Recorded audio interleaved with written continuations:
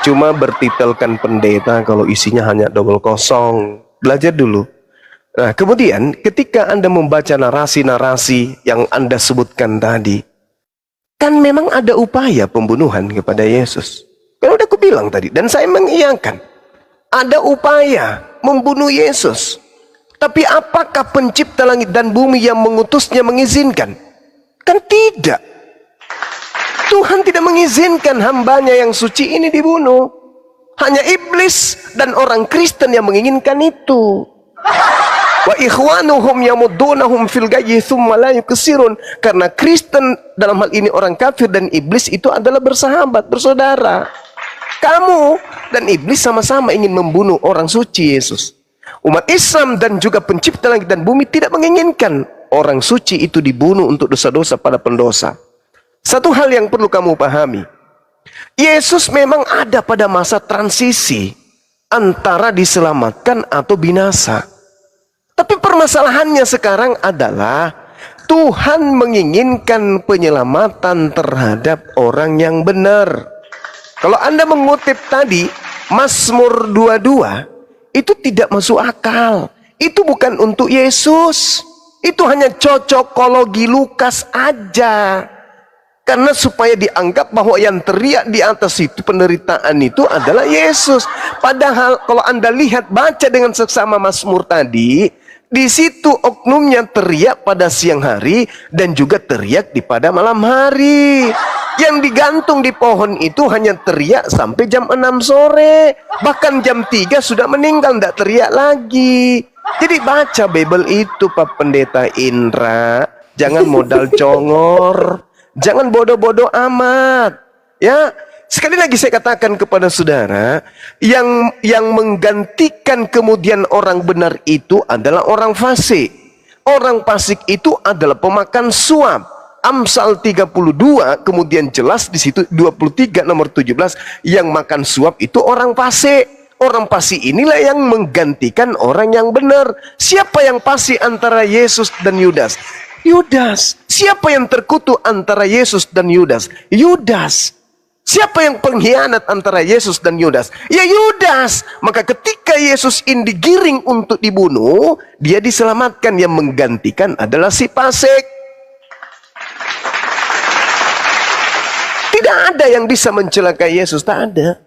Iblis tidak berhasil kemudian menyentuh Yesus. Yesus datang ke atas muka bumi ini justru untuk mengalahkan iblis. Bukan Yesus dikorbankan oleh iblis. Yang ingin membunuh Yesus itu adalah iblis. Makanya ketika dalam Yohanes 8 dikatakan, kenapa kalian ingin membunuh aku? Karena tidak ada firman di dalam dirimu.